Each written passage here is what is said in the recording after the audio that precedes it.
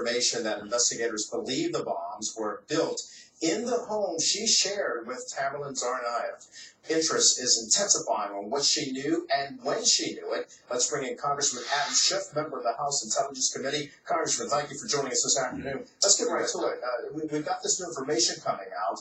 What do you say about the likelihood that perhaps Catherine Russell may have played a role or may have known something prior to this bombing taking place?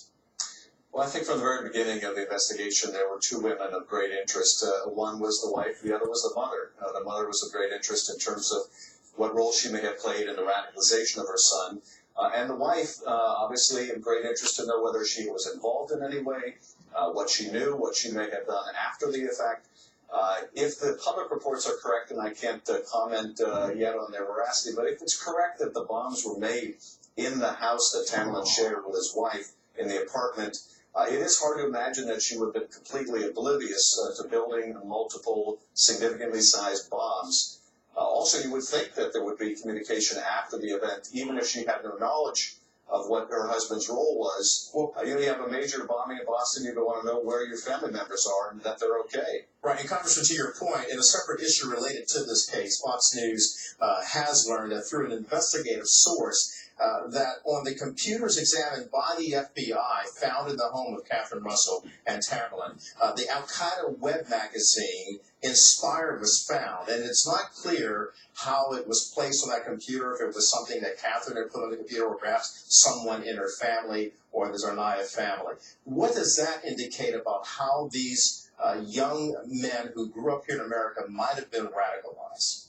Well, I think it indicates something that appeared to be the case early on that we're still investigating, and that is a lot of the radicalization may have taken place online, that these brothers were mostly self-radicalized. They may have had contacts when Tamerlan went to Dagestan, but a lot of it was probably inspiration from this Inspire magazine, from figures like al-Awlaki.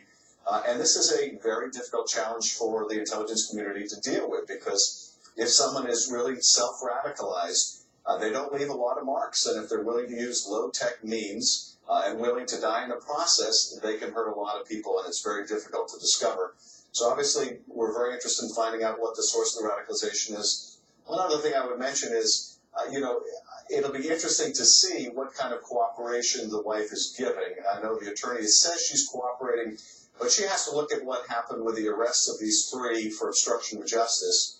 And my guess is everything is going through the attorneys at this point in terms of what she is willing to share with authorities. All right, and so, Congressman, there were reports as well that she did make communications with Tamerlan right after the bombing attack, perhaps by email as well as by phone. But I want to get to where this goes now. The investigation continues. So what important steps can the United States take right now to bolster national security here? For example, we now know that customs officials are being ordered to verify that foreign students arriving in the U.S. have a valid student visa, but as a DHS spokesman correctly points out to Fox, that's common sense. So what other steps can be taken to ensure safety of Americans going to events and conducting business as normal? Well, and that is common sense. What we may conclude here, and this is something that we all have to confront, even with the best efforts, some events like this may not be preventable. We would have to become such a surveillance state and give up so much of our privacy in order to prevent these kind of relatively low-tech and small-scale attacks, even though they can have devastating consequences. So we'll do what we can, and right now I think we're still exploring, do we need to make changes to our database? Do we need to do a better job on student visas? But at the end of the day, I suspect we're going to conclude that we have to accept a certain amount of risk to live in the free and open society. All right, Congressman, we thank